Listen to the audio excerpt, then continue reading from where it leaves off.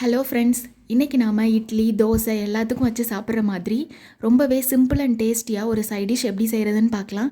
இதுக்கு முதல்ல நீங்கள் கடாயை சூடு பண்ணிக்கோங்க. கடாய் நல்லா சூடானதும் இதில் 2 டேபிள் ஸ்பூன் எண்ணெய் விட்டுக்கோங்க. இதில் 1/2 டீஸ்பூன் கடுகு, 1/2 டீஸ்பூன் கடலைப்பருப்பு சேர்த்து இதை நல்லா வறுத்து எடுத்துக்கோங்க. இதில் 1 டீஸ்பூன் இஞ்சி சேர்த்துக்கிறேன். பொடி பொடியாக கட் பண்ணி சேர்த்துக்கோங்க. உங்கள் காரத்துக்கு தகுந்த மாதிரி பச்சை மிளகாய் சேர்த்துக்கோங்க. நான் ஒரு பச்சை மிளகாவை 4 வகுந்து போட்டிருக்கேன். இதில் கொஞ்சமாக கருவேப்பிலை சேர்த்து லோ ஃப்ளேமில் இதை நல்லா வதக்கி எடுத்துக்கோங்க.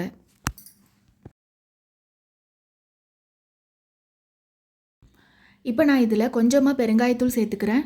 இது நல்ல மணமாக இருக்கும். 2 பெரிய வெங்காயத்தை இந்த மாதிரி கட் பண்ணி வச்சுருக்கேன். அதையும் நாம் இதில் சேர்த்துக்கலாம். இது நல்லா கண்ணாடி பதத்துக்கு வர்ற வரைக்கும் இதை நல்லா வதக்கி எடுத்துக்கலாம்.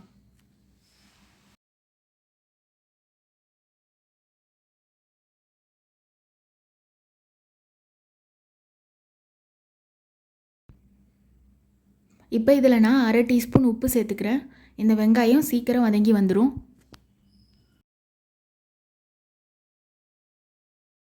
இப்போ இதில் ஒரு பெரிய தக்காளியை சேர்த்துக்கலாம். சின்ன தக்காளியாக இருந்தால் 2 தக்காளி சேர்த்துக்கோங்க. இப்போ இதுவுமே நல்லா வதங்கி வரட்டும்.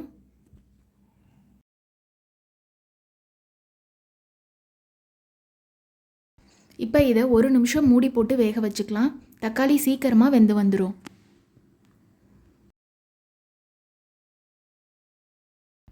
அவ்வளோதான், தக்காளி நல்லாவே வெந்து வந்துருச்சு.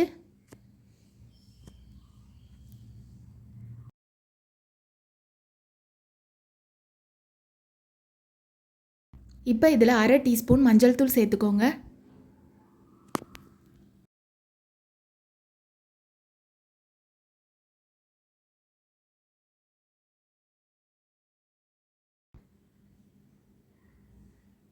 ரெண்டு பெரிய சைஸ் உருளைக்கிழங்க நல்லா வேக வச்சு மசிச்சு எடுத்து வச்சுருக்கேன். அதையும் நாம் இதில் சேர்த்துக்கலாம்.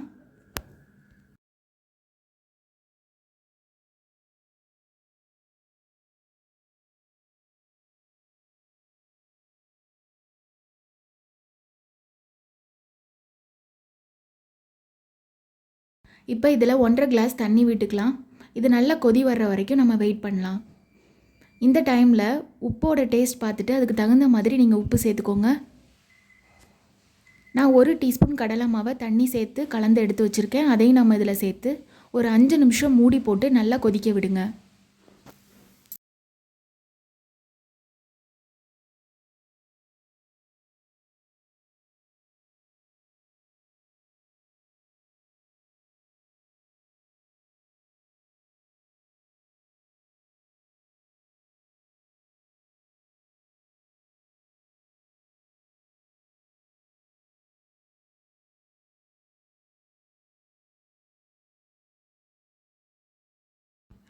நம்ம சேர்த்த கடலை மாவோட பச்சை வாசனை எல்லாமே போய் சூப்பராக ரெடி ஆயிடுச்சு.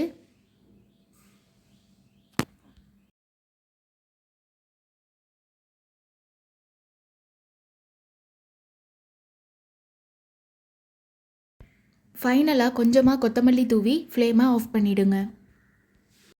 அவ்வளோதான், ரொம்பவே சிம்பிளான ஒரு குருமா ரெடி ஆகிடுச்சு. இதை நீங்கள் தோசை இட்லி எல்லாத்து கூடயும் வச்சு சாப்பிட ரொம்பவே சூப்பராக இருக்கும். நீங்களும் உங்கள் வீட்டில் இதே மாதிரி செஞ்சு பார்த்துட்டு எப்படி இருக்குன்னு கமெண்ட்ஸில் சொல்லுங்கள்.